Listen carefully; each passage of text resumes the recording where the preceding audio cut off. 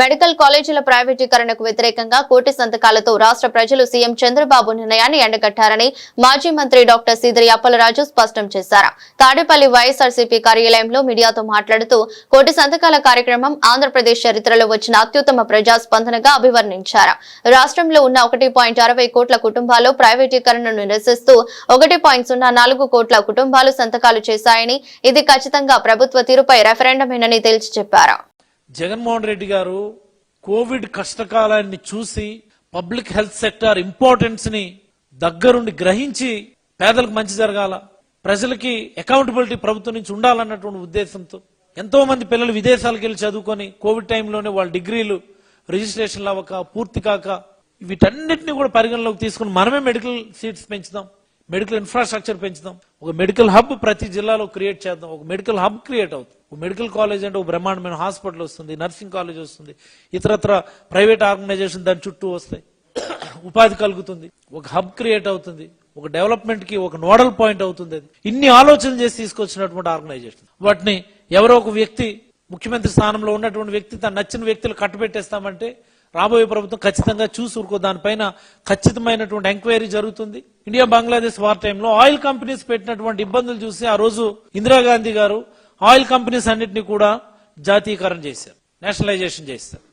ఇప్పుడు కానీ మనం కళ్ళు మూసుకొని కూర్చుంటే రోడ్లు ప్రైవేట్ వ్యక్తులకు ఇస్తానంటా ఉన్నాడు, ఇరిగేషన్ ప్రాజెక్ట్ ప్రైవేట్ వ్యక్తుల చేతిలో పెడతానంటా ఉన్నాడు, లిఫ్ట్ ఇరిగేషన్ స్కీములు ప్రైవేట్ వ్యక్తుల చేతిలో పెడతానంటా ఉన్నాడు, హార్బర్లు ప్రైవేట్ వ్యక్తుల చేతిలో పెడతానంటా ఉన్నాడు, పోర్టులు ప్రైవేట్ వ్యక్తుల చేతిలో పెడతానంటా ఉన్నారు, టూరిజం హోటల్స్, టూరిజం ల్యాండ్స్ అన్ని కూడా ప్రైవేట్ వ్యక్తుల చేతిలో ఆల్రెడీ పెట్టేశారు. మరి ఇంక రాష్ట్రంలో ప్రజల ఆస్తిగా చెప్పుకోవడానికి మిగిలేది ఏమి కూడా ఉండే పరిస్థితి లేదు. అందుకని ప్రజలే దీన్ని అడ్డుకోవాల్సినటువంటి పరిస్థితి ఉందని ప్రజలందరికీ కూడా విజ్ఞప్తి చేస్తూ వైఎస్ఆర్ కాంగ్రెస్ పార్టీ జగన్మోహన్ రెడ్డి గారి నేతృత్వంలో ఎప్పుడు కూడా ప్రజాపక్షం అని చెప్పి మరొకమారు తెలియజేసుకుంటూ సెలవు తీసుకుంటాం. ఈ రోజు ఈ రాష్ట్రంలో పెట్టుబడులు రాకపోవడానికి ప్రధాన కారణం ఈ రోజు పప్పు బెల్లాల్లాగా భూములు పంచాల్సినటువంటి అవసరం ఎందుకు వచ్చింది ఈ రాష్ట్రంలో? పప్పు బెల్లాల్లాగా అంటే ఎకరా 99 పైసలు, ఎకరా 10 పైసలు, ఎకరా సంవత్సరానికి 99 రూపాయలు లీజు.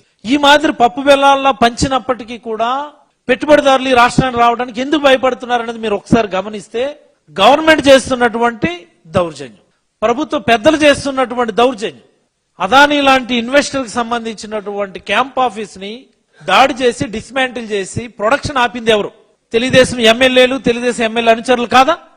జిందాల్ లాంటి ఒక పెట్టుబడిదారుని, జిందాల్ లాంటి ఒక పారిశ్రామికవేత్తని జైల్లో పెట్టించే ప్రయత్నం చేసి భయపెట్టి రాష్ట్రం నుంచి బయట పంపించేయాలని ప్రయత్నం చేసింది ఎవరు?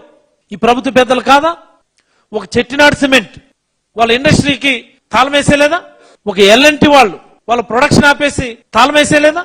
ఒక బ్రూవరీ కంపెనీ శ్రీకాకుళం జిల్లాలో మరి మేము వ్యాపారం చేయలేము ఇక్కడని చెప్పి చేతులెత్తాడు వాస్తవం కాదా?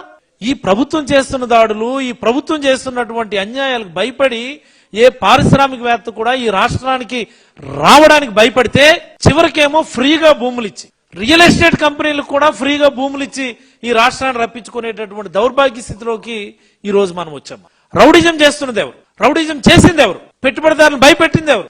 దావోస్ వేలు ఉత్త చేతులతో తిరిగి వచ్చింది ఎవరు? ఈ రోజు ఈ రాష్ట్రంలోకి వస్తున్నటువంటి పెట్టుబడులన్నీ కూడా జగన్మోహన్ రెడ్డి గారు చేసినటువంటి కృషి. నేను చెప్పింది నిజం కాదా?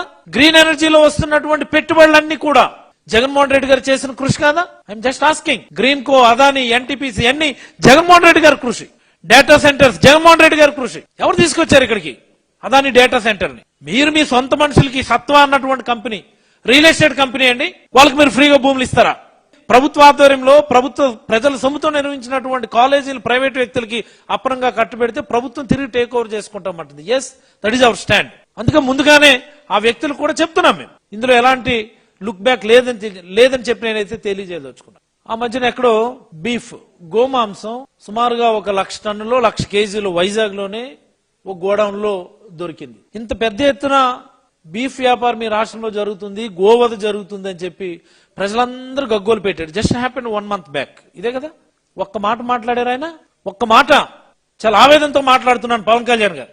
మీరు ఒక్క మాట మాట్లాడారా? మీరు సనాతని కదా, మీరు హిందూ ధర్మ పరిరక్షకులు కదా. మీరు ఇంత పెద్ద ఎత్తున గోవధ జరిగి ఇంత పెద్ద ఎత్తున బీఫ్ ఎక్స్పోర్ట్స్ ఇక్కడ నుంచి జరుగుతూ ఉన్నాయి. ఇలాంటి పరిస్థితి జగన్మోహన్ రెడ్డి గారి హయాంలో ఎన్నడూ రాలేదు. ఇలాంటి చర్చ రాలేదు జగన్మోహన్ రెడ్డి గారి హయాంలో. అంటే అంత నీట్ గా జగన్మోహన్ రెడ్డి గారు వ్యవస్థను కంట్రోల్లో పెట్టారు. ఎక్కడ ఎలాంటి అవాంఛిత ఇబ్బందులు లేకుండా, ఇలాంటి ఇలిసిట్ వ్యాపారాలు జరగకుండా.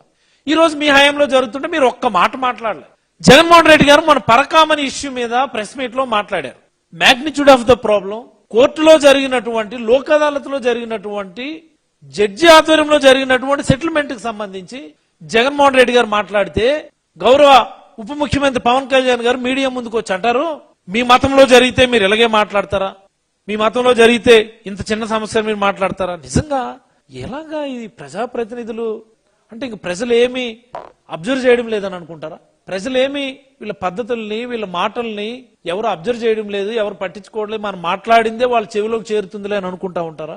సనాతనం అని చెప్పుకునే మీరు ఇంత పెద్ద ఎత్తున బీఫ్ వ్యాపారం జరుగుతుంటే మీరు మాట్లాడరు. పరకామణి గురించి జగన్మోహన్ రెడ్డి గారు కోర్టు పరిధిలో జరిగినటువంటి సెటిల్మెంట్ ఏం జగన్మోహన్ రెడ్డి గారు చేయలేదుగా, భూమన్ కరుణాకర్ రెడ్డి గారి దగ్గర నుంచి చేయలేదుగా.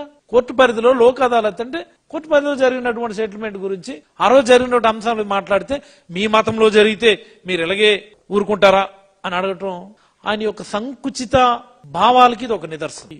రాష్ట్ర ప్రజలందరూ కూడా గమనించాలి. కేవలం రాజకీయ ప్రయోజనాల కోసమే మతం గురించి ఆలోచించేటటువంటి వ్యక్తులు, మతాల గురించి మాట్లాడేటటువంటి వ్యక్తులు ఈ రోజు రాష్ట్రాలని పరిపాలిస్తున్నారు అన్నటువంటి అంశాన్ని గమనించమని కోరుతున్నా. ఇంత జరుగుతున్నా ఆయన ఏం మాట్లాడరు. ఆయన నువ్వు ఏ ప్రశ్న అడుగు, మీరు ఏ ప్రశ్న అయినా అడగండి. 15 ఏళ్ళు యు ఆస్క్ ఎనీ క్వశ్చన్, మేము 15 ఏళ్ళు కలిసి ఉంటాం, 15 ఏళ్ళు మాకు అవకాశం ఇవ్వండి, ఒకటే పాట. You ask any kind of question, the answer is same. 15 ఏళ్ళు కలిసి ఉంటాం, అందుకని ఆయన ఏం మాట్లాడరు అంతే. ఇది రకమైనటువంటి కాంట్రాక్ట్ పాలిటిక్స్ నా ఉద్దేశంలో. It's kind of contract politics. 15 years contract, అది దట్ విల్ గో ఆన్.